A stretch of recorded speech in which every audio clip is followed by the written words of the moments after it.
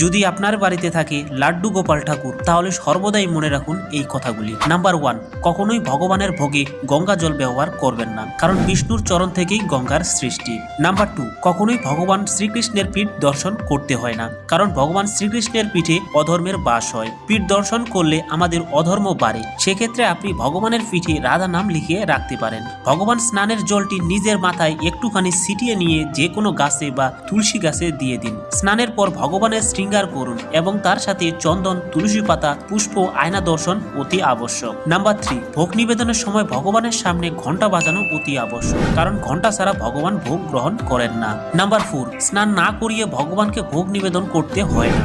আপনি যদি স্নান করানোর সময় না পান তাহলে আচমন অবশ্যই করান। ভগবানকে শয়নে দেওয়ার আগে তার বাসি ফুল অবশ্যই ফেলে দিন। নাম্বার 5, একবার পরানো পোশাক ভগবানকে না ধুয়ে আর পরাতে নেই। নিত্যদিনের সেবায় ভগবানের জন্য